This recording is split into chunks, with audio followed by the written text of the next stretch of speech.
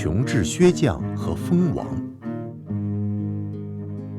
从前有一位穷志薛匠，他昼夜不停地工作，因为他的孩子实在太多了，也许比筛子上面的洞还要多。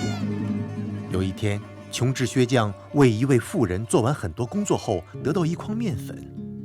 当他拿着面粉回家时，风追了上来，将所有的面粉都吹走了。这也欺人太甚了！我现在就去找蜂王，怎么能抢走我的面粉呢？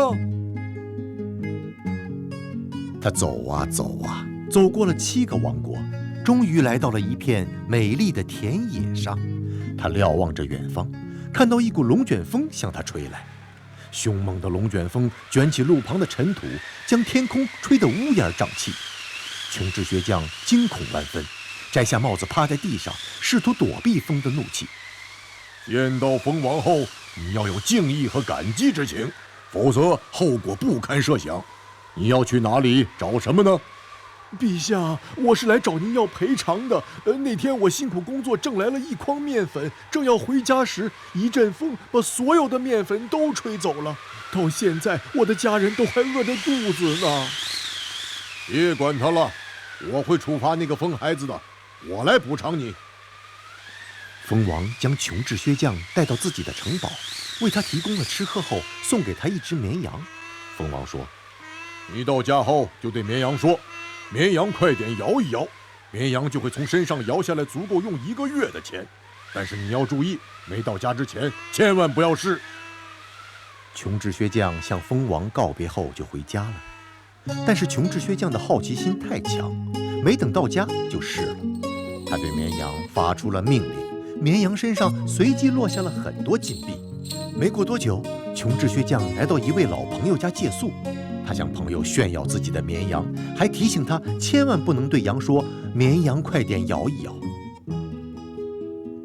穷志薛匠刚刚睡着，他的朋友和朋友的妻子立刻命令绵羊说：“绵羊快点摇一摇。”当看到满地是金币的时候，他们决定将这只羊和家里一只相似的羊调个包。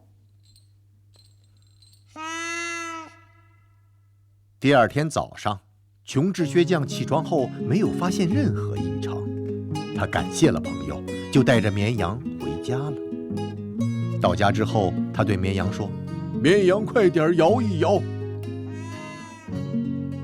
他至少说了10到20次命令语，但是绵羊只是傻傻地看着前方。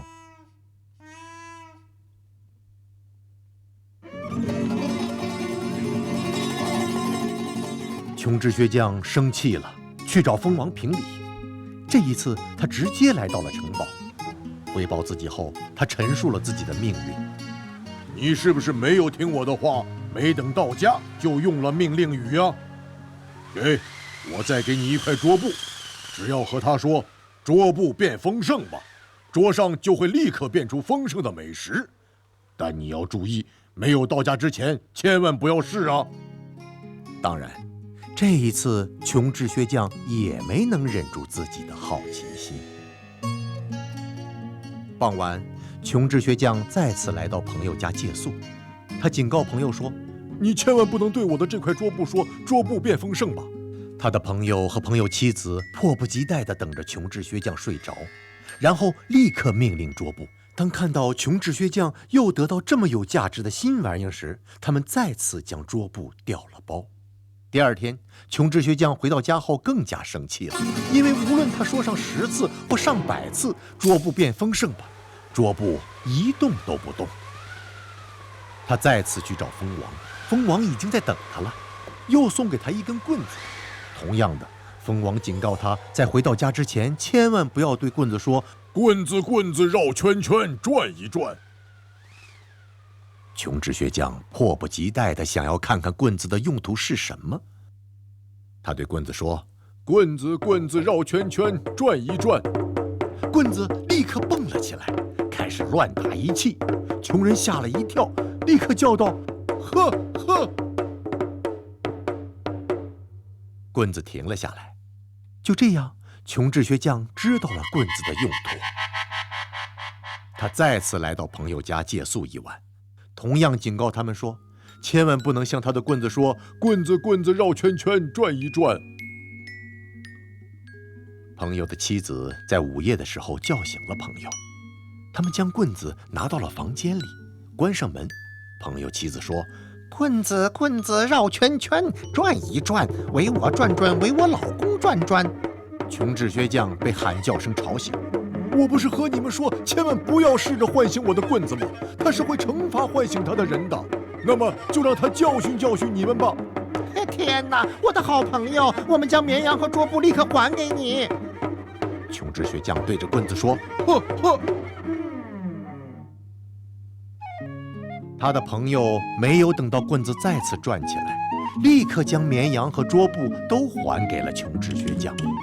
穷智薛匠带着这些东西回家了。